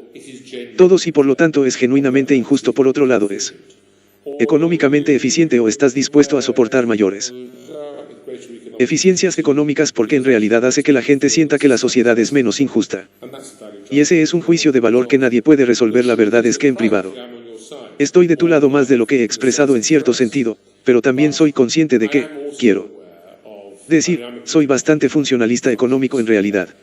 En realidad, me resisto a interferir con los mercados libres y cosas así, pero ya sabes. En el análisis final, odiaría. Recuerdo cuando me formé en medicina primero y decidí que realmente quería ser químico B y quería ser y estaba desesperado por serlo. Realmente quería hacer ciencia y el MC tenía estos PRS de investigación para que puedas obtener una capacitación de MC beca y hacer un doctorado y yo era muy ahora no hay duda de que antes de que el MRC hiciera eso el mundo Home Trust solía haber. Tú creo que simplemente ha desplazado al sector privado pero uno odiaría un mundo de Yahoo de Obscure es un mundo difícil y si pudieras, sí. Pudieras permitirte un poco de socialización, así que no sé la respuesta a tu pregunta. Entiendo tu pregunta. Creo que es una pregunta muy legítima, pero hay una justicia social y ninguno de nosotros realmente ve la justicia social excepto que odiamos pensar que la gente sea infeliz innecesariamente así que no sé la respuesta a la pregunta. Mi madre vino de pero ella fue a la universidad con una beca de una institución privada, así que si eres lo suficientemente bueno y te necesitan en el lugar de trabajo, entonces alguien paga, por eso es mejor que robar dinero. ¿Te refieres a robar dinero a través de los impuestos? Sí, otro punto con eso es que terminas teniendo una expansión de crédito que se convierte en matrícula, tarifas y ya sabes que la Fed expande el crédito de repente como 30,000 pesos al año para una casa y luego cualquier tipo de deuda, ya sabes, crédito fácil, ya sabes, solo cobran lo que puedan pagar en intereses. Quiero decir, esa es otra suposición. Todo lo que dijiste es absolutamente válido, no hay duda de que lo que dices es correcto, no hay duda de que lo que dices es correcto. Decir que es correcto, el único problema es que la gente siente muy profundamente el argumento de la justicia social. Quiero decir que básicamente sí, pero tenga cuidado si mi trabajo, quiero decir, tendría cuidado públicamente, quiero decir, creo que comprar debería ser una universidad independiente yo me considero pero sería difícil para mí en mi trabajo no porque sea un justiciero este hombre pero decir que todas las universidades deberían ser financiadas solo por aquellos que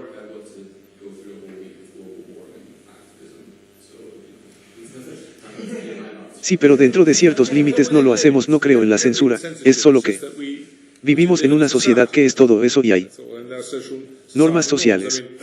Quiero decir, me habría resistido mucho declararme ateo hace 500 años, no tanto porque estuviera preocupado por Luther me cortó la cabeza.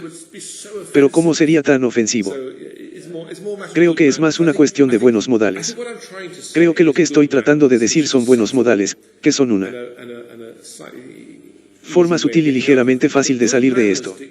Cosas, pero los buenos modales dictan que te suscribas a ciertas creencias y los buenos modales son una forma de teoría de juegos en realidad, que todos entendemos, así que creo que lo que estoy diciendo es que los buenos modales exigen que no quieras que alguien se vea privado de ellos. Lugar de la educación. Si el sector privado de alguna manera les falló, el gobierno tenía el dinero. Creo que eso es. Lo que estoy diciendo, es un argumento débil y los SU, puede que no lo crea del todo.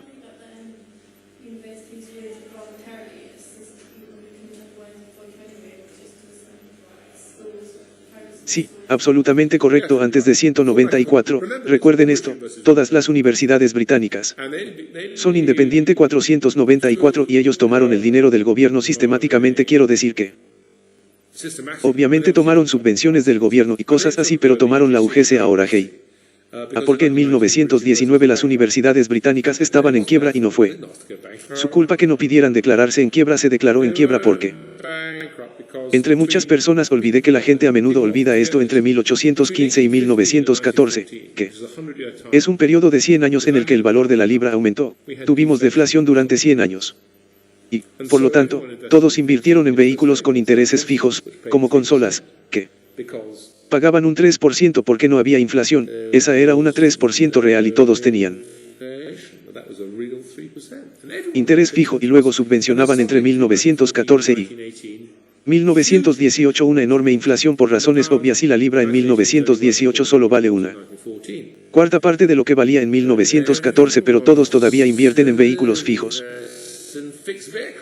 Y entonces las universidades simplemente perdieron todos sus ingresos de dotación. Todo el mundo piensa que Harvard inventó el concepto de ingresos de dotación. Las universidades británicas tenían un enorme ingreso de dotación antes de 194, especialmente en Cambridge, y simplemente se evaporó en 1919. La inflación continuó erosionando la otra gran fuente de ingresos para las universidades. Por supuesto, antes de 194 había tasas, pero no había tasas, solo chicos solían ir a las universidades. En aquellos días, un número significativo de ellos eran solo chicos de clase media y todos estaban en el frente occidental siendo fusilados. Y entonces las universidades perdieron sus ingresos gratuitos y perdieron sus ingresos de dotación y estaban literalmente negociando. Las universidades insolventes dicen todo tipo de mentiras sobre lo pobres que son, pero en 1919 estaban genuinamente en quiebra. No era mentira, era genuino, y entonces fueron a el gobierno dijo que, a menos que nos dieran dinero, no habría universidades en Gran Bretaña en 1920, y eso incluía Cambridge, por lo que el gobierno tuvo que darles dinero, pero antes de eso tenían programas B extremadamente aburridos. Había becas del condado, había toda una serie de mecanismos voluntarios de asociaciones voluntarias, así como organizaciones estatales como los consejos de condado para garantizar que los pobres no se vieran privados. Y cuando personas como Thomas Hardy escribieron novelas como Jude de Escure, miles de personas dijeron Dios mío, eso es terrible, y luego escribieron un cheque a Cristo, la iglesia, para que eso no sucediera. Y entonces la respuesta a tu pregunta es sí, funcionó muy bien y no hubo lo interesante es que no hubo un clamor social en Inglaterra antes de 1914 para que la gente pobre fuera a la universidad, porque esa necesidad se estaba satisfaciendo de manera complicada. Por supuesto, porque las universidades en aquellos días exigían latín y esas cosas, y las escuelas estatales no necesariamente lo enseñaban, pero no había un grupo de personas que se vieran privadas de base en la universidad por falta de dinero. H.G. Wells, ejemplo clásico, muy pobre. Quiero decir, su madre era ama de llaves en un país-estado y Sussex o algo así, pero fue al Imperial College. Es esa una de las razones por las que mucha gente quiere ir a Oxford y Cambridge y demás. Son muy selectivos académicamente, así que las universidades, incluso si solo estuvieran aceptando personas, preferirían tomar gente pobre e inteligente en lugar de gente rica y gruesa que seleccionan académicamente para poder cobrarles mucho dinero, porque mucha gente querría venir debido a los buenos resultados. Entonces, ¿qué dices? Lo siento. Sí, lo soy. Estoy de acuerdo contigo en que las universidades aceptarían a gente pobre. Que no pudiera hacerlo, sí, porque es de su interés, quieren que enseñe gente inteligente, no tonta, por supuesto, aunque no olvides que Estados Unidos tiene este enorme contenido de lugares heredados, quiero decir, como George W. Bush, a quien conocemos como un intelectualmente inexperto, como llegó a Yale Legacy Place, su abuelo había dejado un entorno tan grande y solían tener estas cosas en Cambridge también. Solo podías conseguir becas en Christ Church si tu abuelo, ya sabes, había dejado un entorno particular y así fue como George W. Bush llegó a Yale, pero por supuesto, lo que hace Yale para justificar ese Legacy Place es que por cada George W. Bush que tienen que soportar, tienen 20 estudiantes pobres pero fantásticos, y por eso es una especie de compensación que se produce. Yo creo que la otra cosa sobre Oxford y Cambridge es que y las mejores universidades son, ¿cuál es el verdadero propósito de la universidad? Había dos grandes teorías económicas. Está la teoría económica del capital humano. La idea es que llegas como gente ignorante y sin forma y después de 3 o 4 años de exposición a los albores de la Iglesia de Cristo emergen sus cerebros repletos de intelecto y conocimiento. Y de hecho esa es la teoría del capital humano, pero hay otra teoría en realidad, que se llama la teoría del credencialismo, y lo que dice el credencialismo en realidad: no aprendes nada en la universidad, solo bebes bastante, pero lo que es muy difícil es llegar a la universidad y además mientras estás aquí, la gente observa lo que haces, así que cuando los futuros empleadores necesiten contratarte, saben que si llegaste a Oxford y tienes una buena referencia de tu tutor, allí consiguieron un trabajo brillante y, por lo tanto, tienes. Oxford ha prestado un servicio muy útil a la sociedad al proporcionar credenciales a la economía y, en realidad, es muy difícil, cuanto más se observa lo que sucede en las universidades, tratar de determinar cuál es el verdadero propósito económico del universo, cuánto es el capital intelectual y cuánto cuesta el credencialismo, pero Axted da una credencial muy buena. Creo que es una buena credencial porque si has estado en Oxford, puedes afirmar que estás en la clase de personas que han ido por ti, que realmente han tenido éxito sobre la promesa que la institución dio, así que no es solo que AM no podría cambiar su proceso de admisión o dejar de enseñar, ya sabes, todavía con ellos toman pero dejar de enseñar y luego todavía decir que esta persona fue a Oxford y todavía tiene el mismo efecto. La razón por la que no creo en ese cral. No lo recuerdo, es porque, quiero decir, Spence lo presenta, bien. Él es una caricatura. En un sentido bastante simple, pero habría muchas formas económicamente más eficientes de hacer señales durante unos 3 o 4 años. Y evitar el costo de oportunidad del dinero, de modo que no van a ganar nada allí a menos que tengan un momento fantástico y serían inútiles para ganar dinero si no estuvieran allí. Ya sabes, los empleadores pueden hacer pruebas de intelecto nativo y cosas así de forma mucho más barata que esa enorme inversión de tiempo. Por supuesto que tienes razón, estoy seguro. Es una historia complicada, creo que el credencialismo es parte de ella, eso es todo, pero por supuesto tienes razón, por la forma en que estás sujeto. Eaton's B. Ean tenía la reputación de niños tontos hace 30 años y no le gustaba, y Edan tiene conscientemente se remodeló como una escuela para niños muy inteligentes que obtienen las mejores calificaciones en el nivel A, y tengo muchos amigos cuyos hijos, ya sabes, fueron a Eden y que, para su horror, Eatan ha estado llevando a sus hijos y están mortificados por esto. Pero comer tiene. Se reinventó como una escuela académicamente de verdad y está encontrando el dinero para pagar a las personas que no pueden darse el lujo de ir, por cierto, e ilustra muy bien un punto de cómo el mercado realmente ajusta la moneda final, y para una escuela como Eaton la moneda final no es dinero, el dinero es demasiado a la espera de la moneda definitiva es Inalcacha, y la reinvención de Eaton cuando estaba en la escuela Eaton era una institución por la que todos sentíamos un poco de pena. Porque era una, ya sabes, cuando estaba en la escuela se trataba de que la gente hablara con ellos, pero es sorprendente cómo eso ha cambiado, lo que confirma muy bien tu punto. Entonces, para aclarar, ¿cómo se gana dinero con la ciencia sin? Es muy simple, es una buena pregunta. Es muy simple. Imagina un mundo en el que tuvieras varias empresas que compiten en el sector informático, dicen que están haciendo descubrimientos todo el tiempo y usted es la única empresa que dijo que no iban a hacer descubrimientos, que solo iban a vender 20 ordenadores viejos. Bueno, usted se iría a la quiebra, así que tenemos que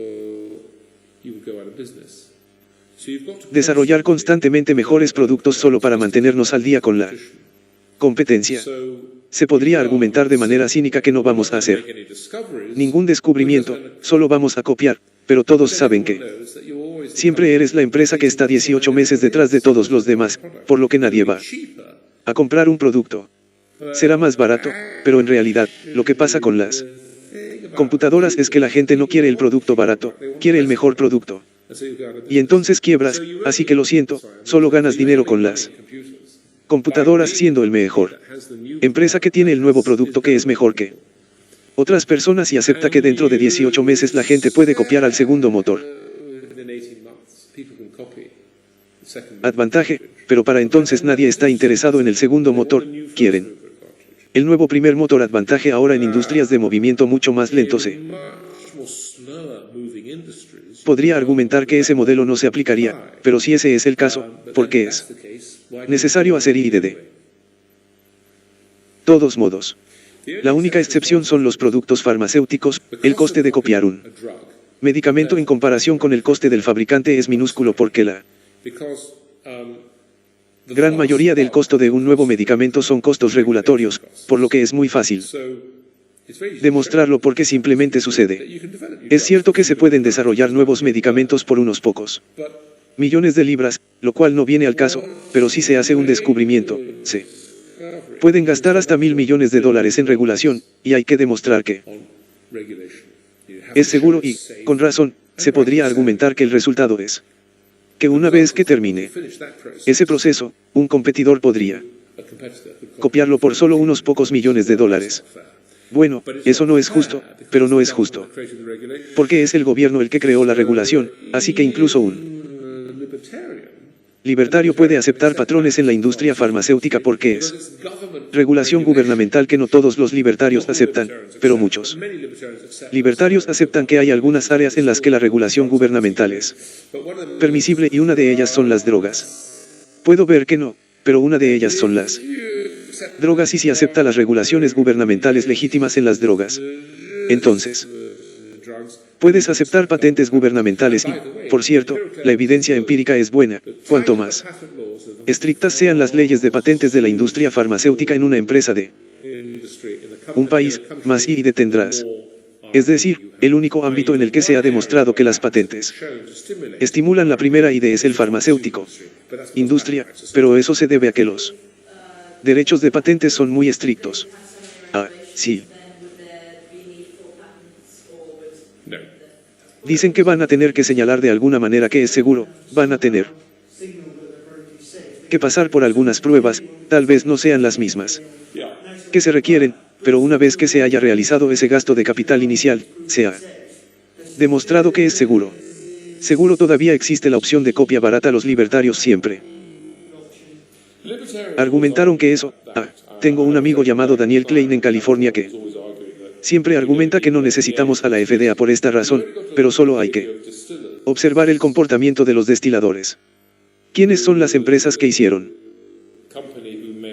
FIDE? Y solo hay que observar el comportamiento de otras empresas, incluso muy recientemente, durante los recientes escándalos de drogas, para darse cuenta de que las empresas no siempre se comportan racionalmente cuando se trata de la protección de la reputación y hay empresas que son sorprendentemente inconscientes del dolor y la angustia que causan los compuestos porque las ganancias siguen llegando. Así que creo que las compañías farmacéuticas tienen una reputación terrible en realidad y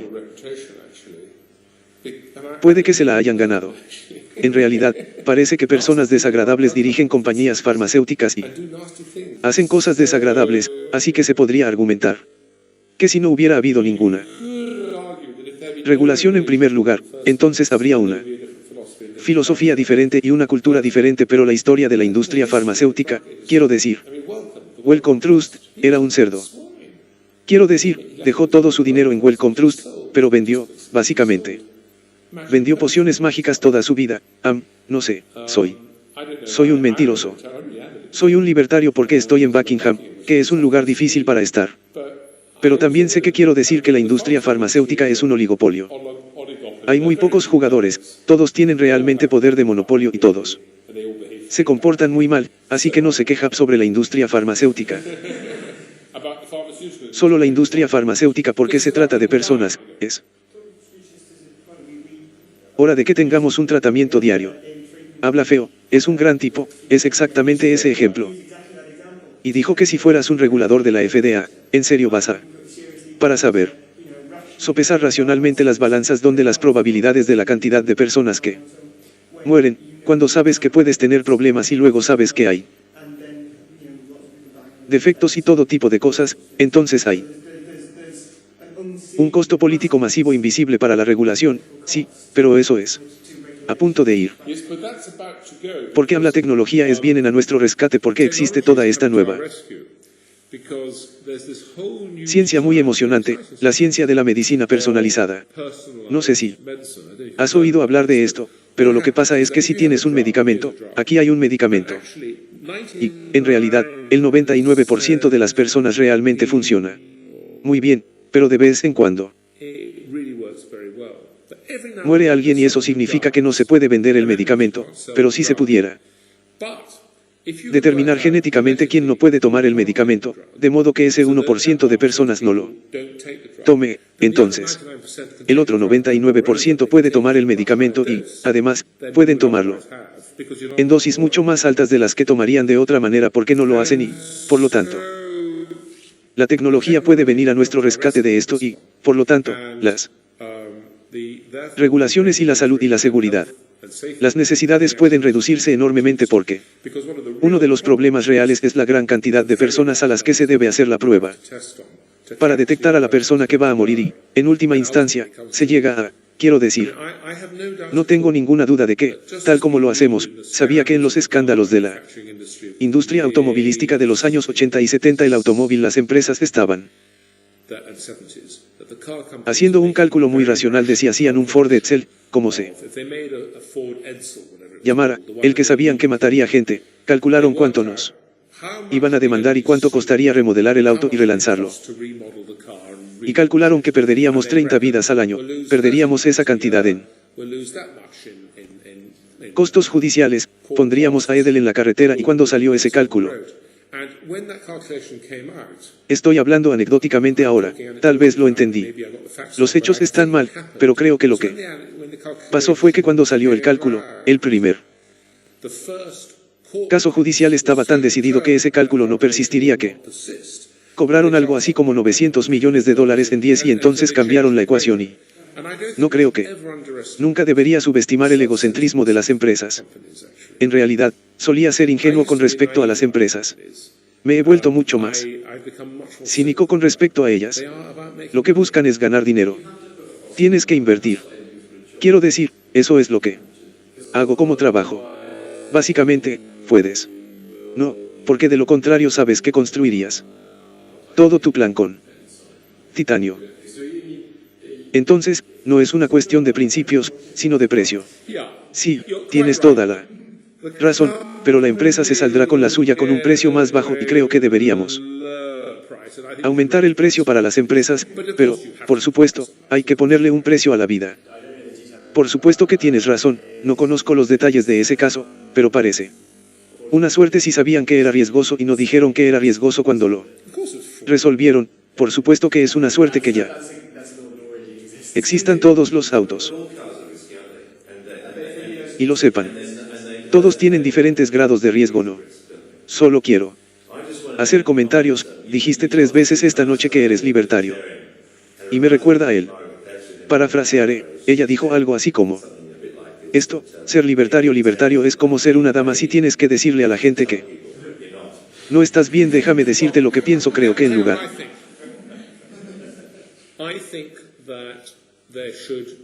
del 40% del PIB debería haber un 10% en impuestos, creo que debería haber un 40% en impuestos. Yo tendría la salud del servicio se basa en gran medida en el modelo suizo, alemán o francés, como un seguro básicamente privado, suscrito por el Estado para los pobres.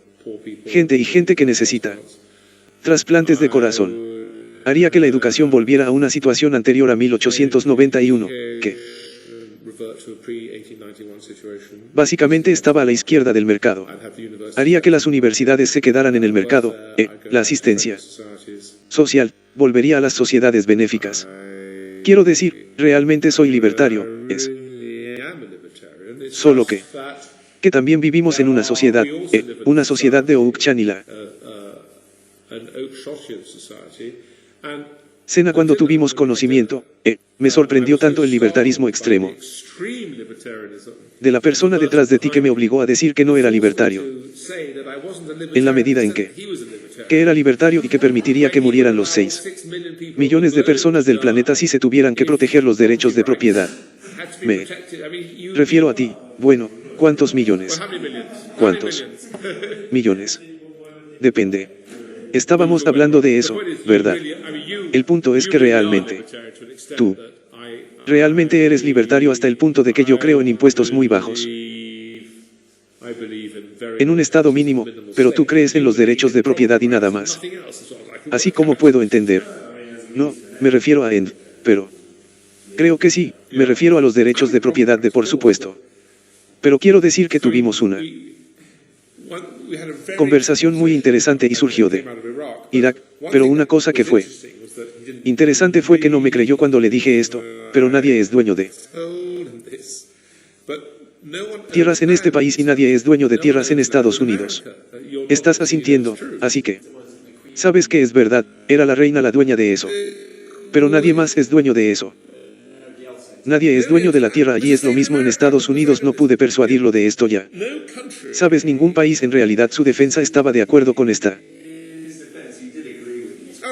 Bien, es un buen chico, me gusta mucho, estaba disfrutando la discusión, pero el punto es que somos una de las cosas que la gente no entiende bien sobre los derechos de propiedad y estabas tratando de argumentar que tuvimos una cena encantadora, por cierto. Si te estoy intimidando, una de las cosas que estaba tratando de decir es que, para llegar a ti es que los derechos de propiedad no son sagrados, porque en realidad ninguna nación no se trata solo de la ley, ninguna nación permite que las personas reclamen la tierra como suya. Porque en todas las naciones siempre es el soberano quien posee la tierra, en Estados Unidos es Washington o el gobierno estatal que posee la tierra en este país, la corona es dueña de toda la tierra y la propiedad absoluta es simplemente la corona respetando sus derechos sobre esa tierra hasta el momento en que cambie de opinión, que es la razón por la cual el gobierno tiene el derecho por ley de poner una carretera sobre su tierra y darle la compra obligatoria en este país y el dominio eminente. Estados Unidos. Y porque él estaba argumentando como libertario que si tienes 1000 personas que viven allí y 1000 personas que viven allí, absolutamente necesitan una carretera entre ellos y hay un hombrecito en el medio que es dueño de un pedazo de tierra, como pasar por un cañón y no va a vender su tierra. Él argumenta que está bien, no tiene que vender su tierra a pesar de que las 1000 personas que están allí van a morir de hambre y las 1000 personas que están allí van a pasar sed porque el agua sí, porque la sacralidad de los derechos de propiedad prevalece. Y luego le señalé y tuvimos una encantadora conversación, que en realidad estos derechos de propiedad son simplemente el regalo de la reina y ella podría quitármelos mañana para la invención de risas.